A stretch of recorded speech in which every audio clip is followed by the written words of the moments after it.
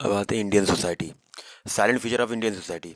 ठीक है, diversity, types, caste, linguistic, social, religious, race, tribe, ethnicity, culture.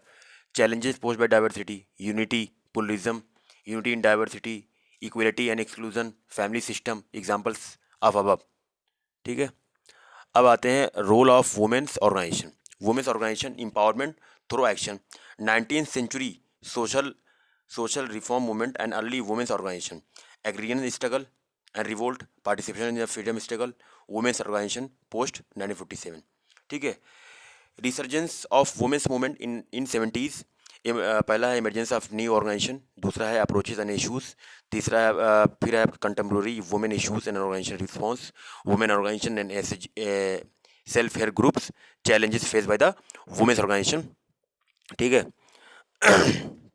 population and associate issues, basic demography of India, population trends in India and their implication, cause and effect of overpopulation, challenges of population explosion, changing age structure of Indian population, demographic dividend, boon or bane for India, population aging in India, India's population and policy initiative।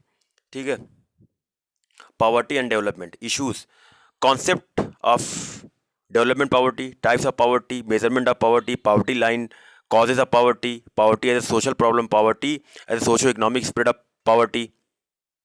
ठीक है, फिर आपके consequences of the poverty, inequality बढ़ जाती है, continuation of the vicious cycle हो जाता है, who was affected by the poverty। ठीक है, गरीब लोग। ठीक है, फिर है problem rising by the urban poverty, poverty alleviation initiative, policy shift from the trickle down economic to inclusive poor development to reduce poverty, relation between the poverty reduction and development, poverty inequality development nexus। ठीक है, urbanization trends in India and their implication, demographic and social dimensions, factor driving urbanization, state of service delivery and challenges posed by urbanization, problem of urban areas, social consequences of urbanization, impact of urbanization in rural areas, urban planning and role of urban local bodies ULBs, reforms required to take government initiative to taken so far, problems of slums, effect of globalisation in on Indian society. ठीक है, understanding the globalisation its different dimension, globalisation and culture, homogenisation and glocalisation, factor driving globalisation and India, impact of globalisation on India, socio cultural economic, on women, agrarian sector etcetera, does globalisation cause poverty.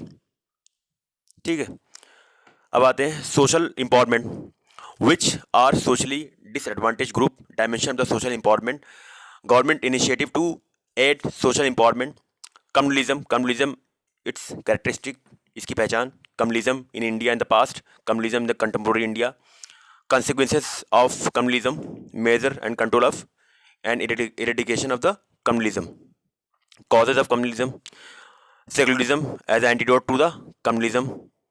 ठीक है, regionalism का concept of regions and regionalism.